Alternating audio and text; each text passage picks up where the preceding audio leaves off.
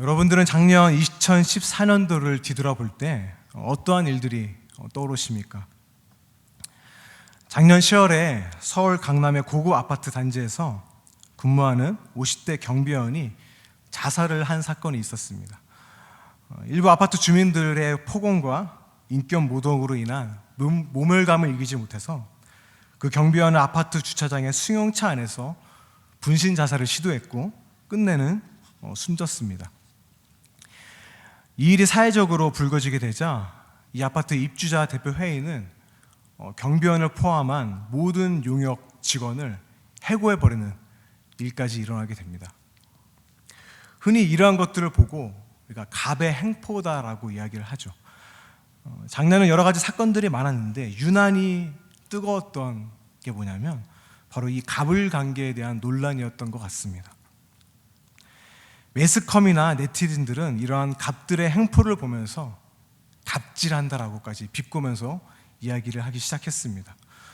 권력 우위에 있는 갑이 약자인 을에게 하는 부당행위를 꼬집어서 말하는 겁니다. 이 경비원 자살 사건을 기점으로 어느 뉴스 프로그램에서는 작년 말에 갑을 관계의 부조리를 고발하는 시리즈를 계속해서 여러 해 걸쳐서 보도를 한 적이 있습니다.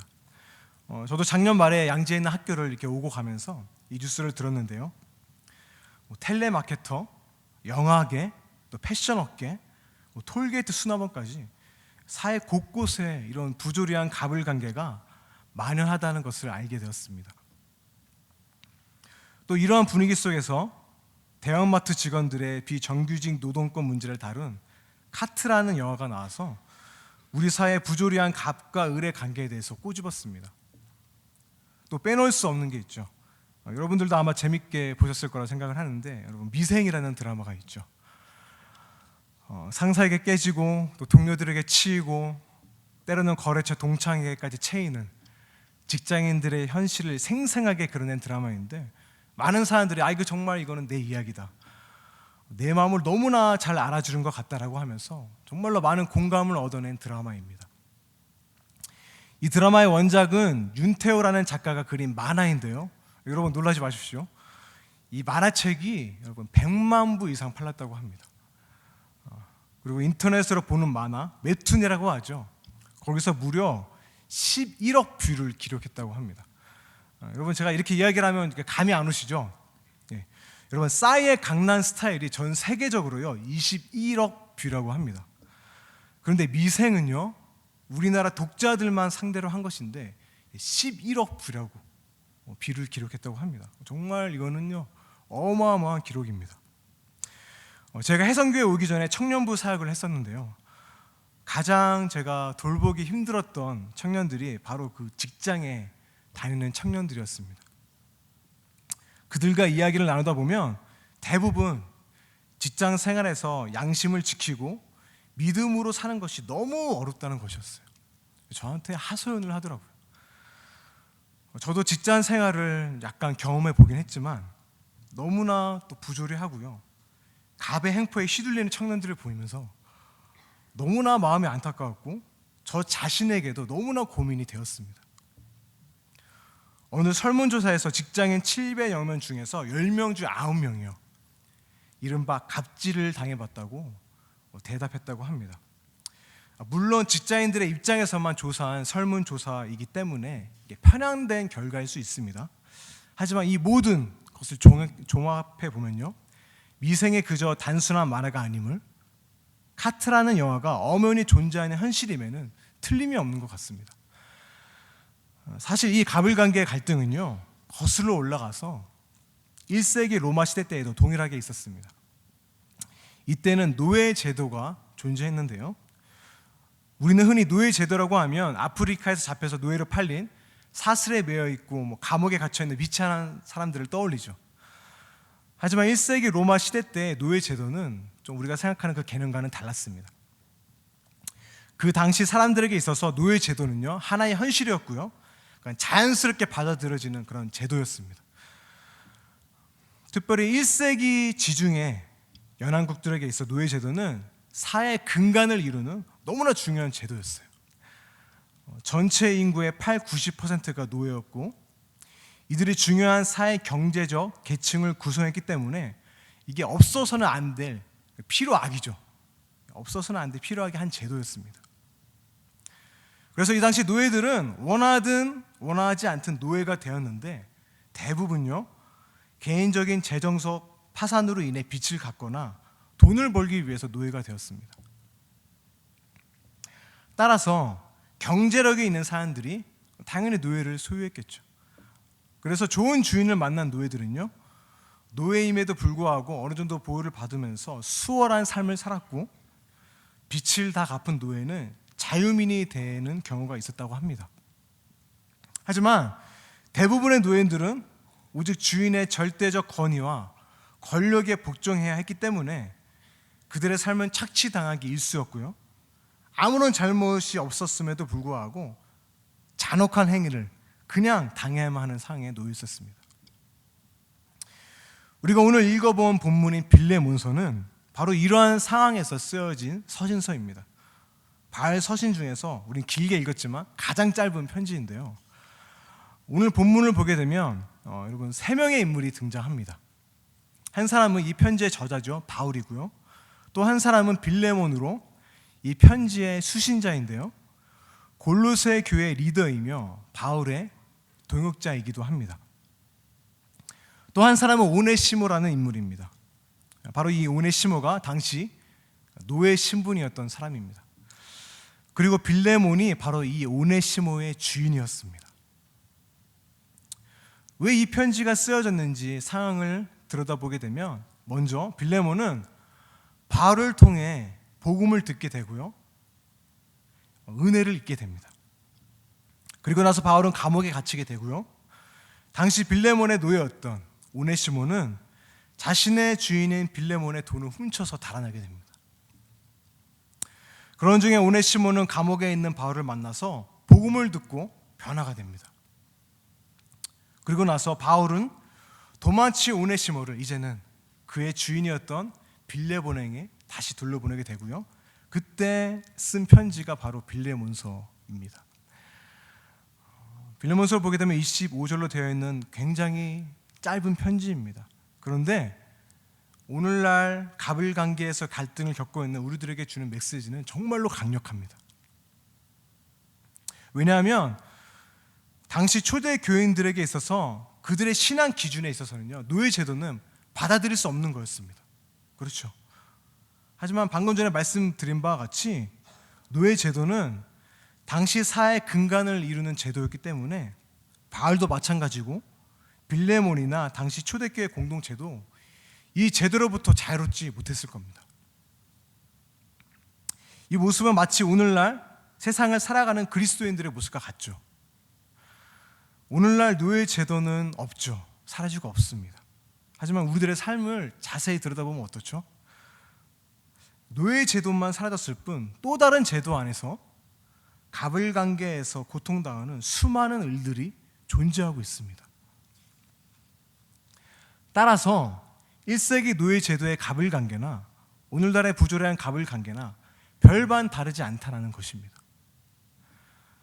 우리가 그리스도인으로서 신앙적인 양심을 가지고 정직하게 세상을 바라보면요 정말로 이게 맞지 않다, 정말 부조리하다는 것이 많다는 것을 우리가 알 수 있죠. 그렇다고 해서 우리는 이런 제약된 세상에 살아갈 수 없다, 내 신앙과 내 양심을 지키기 위해서 세상을 멀리하고 어디 기도원에 올라가서 기도만 하면서 지내야겠다, 여러분 이런 모습은 올바른 신앙인의 모습이 아니죠.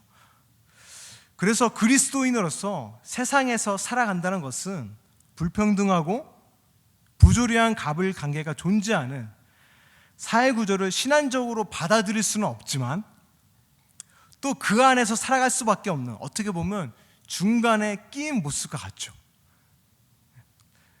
이 땅에서 완전한 하나님의 나라를 우리는 꿈꿉니다. 그렇죠. 하지만 하나님의 나라는 아직 완성되지 않았기 때문에 예수님께서 다시 오셔서 이 땅을 완전히 새롭게 하실 것을 우리가 바라면서 세상 밖으로 피하는 것이 아니라요 세상 안으로 적극적으로 들어가서 살아가는 것이 바로 그리스도인의 모습이라는 겁니다. 저는 이런 의미에서요 제 나름대로의 묵상인데요, 묵상도 아니죠, 제 생각인데요, 그리스도인의 삶은 미생과 같다 아닐까라고 저는 생각을 합니다. 여러분, 제가 미생의 뜻을 찾아봤는데요, 바둑 용어입니다. 살아있지 않은 상태를 말한다고 합니다. 그런데 완전히 죽은 돌을 뜻하는 사석과는 달리 미생은요, 완생할 여지를 남기고 있는 돌을 의미한다고 합니다. 여러분, 이미 우리는 예수 그리스도를 믿어서 구원받았으므로 완생할 존재이죠. 하지만 우리는 이 땅에서 미생으로 살아갑니다. 완생을 바라보면서. 그래서 흔히 그리스도인들의 삶을 이미와 아직 사이에서 살아간다고 말을 합니다. 그래서 저는 이걸 가지고 전에 있던 직장에 다니는 청년들에게 너희들은 미생과 완생 사이에서 살아가는 거야 라고 이렇게 말을 하곤 했습니다. 그랬더니 전사님, 뭔가 말도 안 되는 것 같은데 뭔가 마음에 와닿는다, 그렇게 저한테 얘기를 하더라고요. 그렇다면 신앙적으로 받아들일 수는 없지만 부조리하고 불평등한 구조 속에서 살아갈 수밖에 없는 오늘날의 그리스도인들은 어떻게 살아가야 하는 것일까요? 만약에 바울이 오늘날 이러한 모습을 봤다면 어떻게 반응을 했을까요? 무언가 잘못됐으니까 이것을 꾸짖고 뭔가 개혁을 일으키고 그래야 하지 않았을까요? 우리가 만약 이러한 기대를 하고 오늘 빌레몬서를 보면 아마 큰 실망을 하게 됩니다. 왜냐하면 여러분 읽어보시면 알겠지만 바울은요, 노예 제도에 대해서요 단 한마디도 언급하고 있지 않습니다. 침묵하고 있어요. 아니, 한술 더 떠서요, 오네시모를 다시 노예 제도 안으로 밀어넣습니다. 그렇게 보입니다. 그래서 어떤 사람들은 기독교가 개인의 구원에 몰두한 채 사회 부조리한 제도 앞에 침몰한 것이 과연 옳은 것인가 라면서 비판을 하죠. 바울을 비판합니다. 공의가 실현되지 못하고 불의로 인해 침몰하고 있는 상황에서 가만히 있으면서 침묵하는 것이, 그러면서 개인의 구원에만 송구하는 것이 기독교인가 라면서 비판하기도 합니다. 그런데 여러분, 오늘 말씀 보게 되면 과연 그런 것일까요? 저는 개인적으로 제가 경험한 것이 청년 사역이기 때문에 청년 사역을 하면서 이것이 저의 가장 큰 고민이었고요, 가장 큰 숙제였습니다. 여러분 아시겠지만 청년들은 사회적인 불의 앞에서 의분을 일으키는 상황이 강하죠. 고민이 되게 많은 시기인 것 같아요. 게다가 작년에 세월호 사건이 터지면서 많은 청년들이 왜 교회가 그 앞에서 아무런 소리를 내지 못합니까? 왜 가만히 있으면서 침묵하고 있습니까? 어떤 것이 성경적인 것입니까? 어떻게 반응해야 합니까? 저에게 수많은 질문을 하곤 했습니다. 저도 이러한 질문 앞에서 제 생각이 아니라 성경적인 대답을 해야 되기 때문에 저 나름대로 이 문제 때문에 씨름을 했어야 했습니다. 이러한 상황에서 제가 붙잡은 말씀이 바로 빌레몬서입니다. 그냥 읽으면 바울은요, 노예 제도에 대해서 그냥 상관하지 않는 것처럼 침묵하고 있는 것처럼 보이죠. 하지만 자세히 말씀을 들여다보면 바울은 놀랍게도요, 철저히 복음의 원리를 가지고 이 문제에 대해서 접근하고 있다는 것을 알 수 있습니다. 여러분 어떻게 보면요, 바울은요 빌레몬과의 관계에 있어서 갑이라고 말할 수 있죠. 왜냐하면 빌레몬은 바울에게서 복음을 듣고 변화를 받은 갚을 수 없는 큰 빚을 지은 사람이기 때문입니다. 그래서 바울이 없었다면 지금의 빌레몬도 없었습니다. 또 9절 보게 되면 나이가 많은 나 바울이라고 표현을 하죠. 바울은 빌레몬보다 더 나이도 많았던 사람이었어요. 이제 바울은 복음을 듣고 변화된 오네시모를 돌려보내기 위해서 빌레몬에게 어떻게 보면 갑의 입장에서 부탁을 하게 되는 거죠. 그런데 여러분 아시겠지만 대부분 이러한 관계 안에 놓이게 되면 나이도 많고 내가 해준 것도 많은데, 그렇죠, 그냥 아무런 거리낌 없이 이것을 명령할 수 있을 겁니다. 넌 이렇게 해라 라고. 그래서 바울도 8절에서 이렇게 말하죠. 이러므로 내가 그리스도 안에서 아주 담대하게 내게 마땅한 일로 명할 수도 있으나 라고 이야기를 합니다. 바울은 분명히 그러한 위치에 있었고요, 그렇게 할 수 있는 사람이었죠. 그럴 만한 지위와 권위가 있었기 때문입니다. 하지만 9절에 뭐라고 말하고 있습니까? 하지만 내가 도리어 사랑으로서 강구하노라.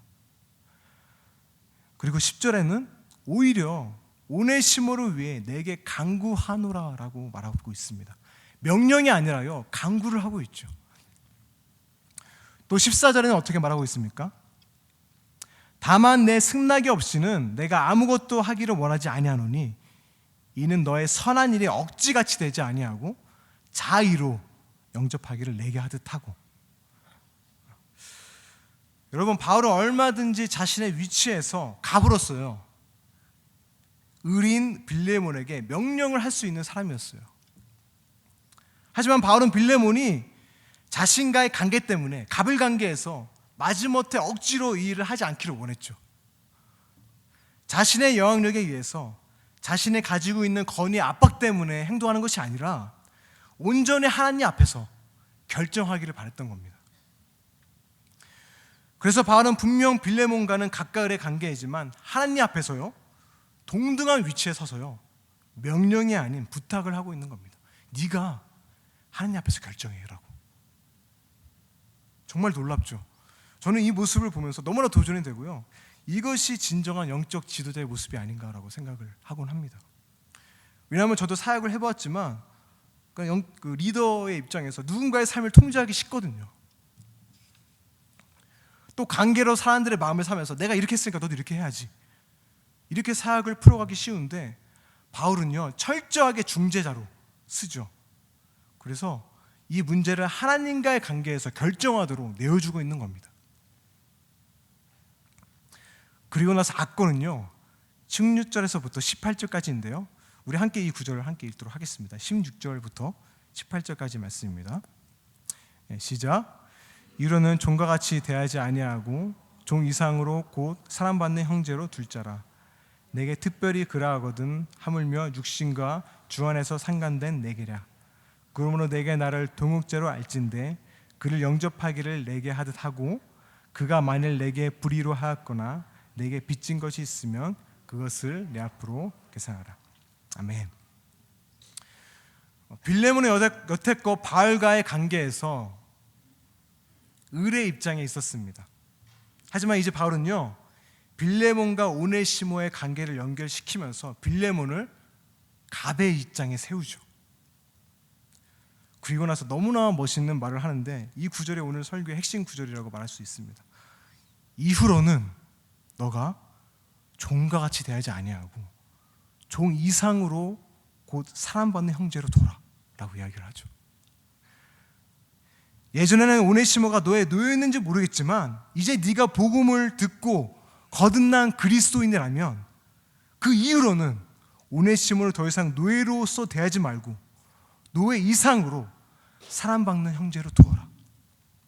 복음 안에서 너희들은 평등하다라고 이야기를 하는 겁니다. 여러분, 바울은요 노예 제도의 투쟁을 선동하지 않죠. 그래서 마치 침묵하는 것처럼 보입니다. 가만히 있는 것처럼 보여요. 하지만 바울은 지금 어떻게 보게 되면 진정한 개혁을 우리 가운데 일으키고 있는 겁니다. 진정한 변화를 일으키고 있어요. 여러분, 그것이 무엇입니까? 복음 안에서 일어난 관계이죠. 당시 노예를 주인과 동등하게 여긴다는 것은요, 이건 말도 안 되는 거죠. 이건 어떻게 보게 되면 혁명적인 발상입니다. 여러분, 노예 제도를 그냥 없앤다고 해도요, 사람들의 의식을 변화시키지 못한다면 그것은 진정한 변화를 이끌어내지 못합니다. 여러분, 이것은 제 얘기가 아니라 역사가 우리에게 교훈해주고 있는 겁니다.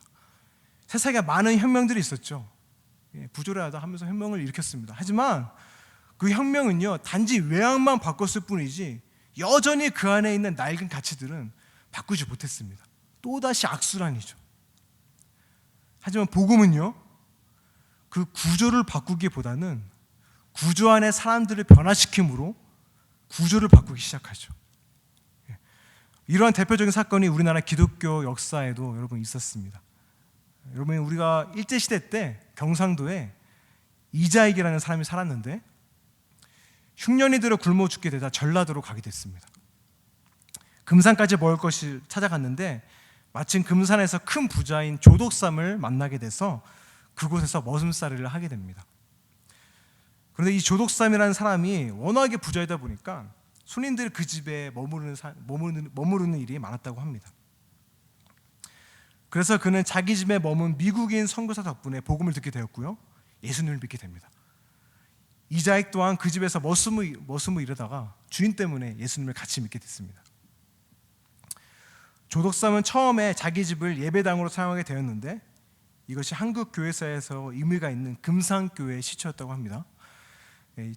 저번 주 교역자 수련회 때 금산교회에 가는 일정이 있었는데요, 시간에 맞지 않아서 못 가서 좀 아쉬웠던 것 같아요. 근데 너무나 좋은 시간이었습니다. 아무튼 이렇게 교회가 세워지고 성도들이 점차 늘어나자 금산교회는 교회를 위한 장로를 세우기로 결정합니다. 그런데 장로 선정 투표를 한 결과 너무나 예상 밖의 결과가 났습니다. 여러분, 머슴인 이자익이요, 주인인 조덕삼을 누르고 장로가 된 거예요. 여러분, 주인이 머슴을 장로로 섬긴다는 것은 지금도 우리 이해는 안 가죠. 그 시절에는요, 이건 말도 안 되는, 상상도 할 수 없는 일입니다. 그런데 놀라운 일이 일어납니다. 주인인 조덕삼이 자기 머슴을 장로로 받아들이고요, 섬깁니다. 그래서 마을 사람들이 예수 믿는다는 것이 바로 저런 거구나 감탄을 합니다.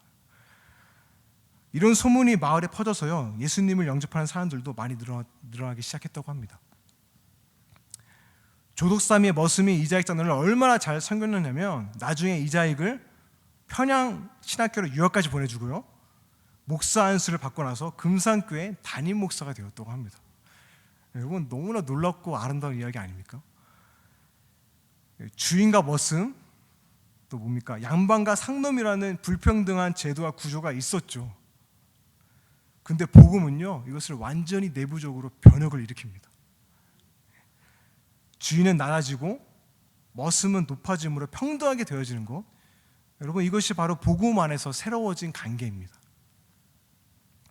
그래서 복음을 안으로부터 혁명이라고 부르고요, 진정한 변화는요, 내부적인 변화로부터 일어나죠. 따라서 바울이 당시 빌레몬에게 오네시모를 종이 아닌 형제로 받아들이라는 부탁은 이미 노예 제도를 완전히 무력화시키는 놀라운 제안이었던 겁니다. 바로 이것이 복음의 능력인 것입니다. 사랑하는 해성교회 성도 여러분, 여러분들은 어떻습니까? 오늘날 노예 제도는 사라졌지만 우리는 누군가의 갑으로, 때로는 또 누군가의 을로서 살아갈 수밖에 없는 현실 속에서 살아가고 있죠. 최근에 모멸감이라는 책으로 한국 출판 문화상을 받은 성경외대 초빙 교수인 김찬호 교수는 최근에 갑을 논란에 뜨거워진 우리 사회를 보면서요, 이렇게 꼬집어서 얘기를 해요. 신분 의식은 전혀 극복하지 못한 채로 신분제만 무너진 것이 우리의 불행이다라고 이야기를 합니다. 이 말은 아무리 제도가 변화되어도 우리들의 의식이 변화되지 않는다면 진정한 변화를 가져다 주지 못한다는 겁니다. 저는 이러한 진정한 변화는요, 오직 복음 안에서만 가능하다고, 또 오늘 말씀에서 바울이 그것을 보여주고 있는 겁니다. 사랑하는 여러분, 우리는 복음을 들었고요, 복음으로 인해서 변화를 받은 자들이죠. 여러분, 한번 생각해 보십시오. 우리들은 죽을 수밖에 없었던, 우리들도 제 아래에 놓여 있었던 노예들이었어요. 그런데 이 세상 만물 가운데 어떻게 보면 최고의 갑이시죠. 최고의 갑이신 하나님께서 우리를 구원하시기 위해 그 갑의 모습으로 오시지 않고요, 하늘 영광 다 버리시고 우리와 동등한 모습으로 이 땅에 오셨습니다. 그래서 우리가 감히 이 앞에서 뭐라고 말할 수 있겠습니까? 온 우주 만물인 최고의 갑이신 하나님께서 우리들에게 얼마든지 강제적으로 명령할 수 있었을 겁니다. 그런데 하나님께서는요, 우리와 그러한 비인격적인 관계를 원치 않으셨어요. 그 관계가 아니라 사랑의 관계를 원하셨습니다. 사도 바울이 빌레몬에게 이렇게 말했죠. 내가 너에게 마땅히 명할 수도 있었다. 하지만 나는 사랑으로 간구한다. 그리고 내게 빚진 것이 있다면 내가 그것을 갚을게 라고 이야기를 하죠. 마찬가지로 하나님께서도요, 우리에게 이렇게 말씀하십니다. 나는 얼마든지 나의 능력으로 너를 내 앞에 굴복시킬 수 있지만 나는 네가 사랑으로 반응하길 바란다. 여러분, 두려움은 우리들의 행동을 바꿀 수는 있지만 우리들의 마음을 변화시키지는 못하죠. 하지만 하나님의 사랑은요, 우리들의 마음을 완전히 변화시키므로 완전히 우리를 새로운 피조물로 거듭나게 합니다. 이게 우리의 복음이죠. 그 사랑을 보여주시기 위해서 하나님께서는 예수 그리스도를 십자가에 못 박아 죽이셨고요, 그 값을 자신이 다 치르셨습니다. 사랑하는 해성교회 성도 여러분, 지금 이 시간도 하나님께서는요, 우리가 두려움이 아닌 사랑으로 반응하기를 원하십니다. 이러한 마음이 변함없이 행하는 모든 종교 행위는요, 어떻게 보면 껍데기에 불과하죠. 그런데 우리들은 이것을 너무나 잘 잊는 것 같아요. 은혜를 잊고 하나님을 사랑하는 마음을 잊어버리고 그냥 행위에만 집중하는 것 같습니다. 저를 포함한 여러분 모두가 오늘 말씀을 통해서 다시금 복음의 간격을 회복했으면 좋겠고요, 여러분, 이 세대를 본받는 것이 아니라 마음을 새롭게 함으로 변화를 받아서 하나님의 선하시고 온전하신 뜻이 무엇인지 깨닫게 되는 은혜가 있기를 바랍니다.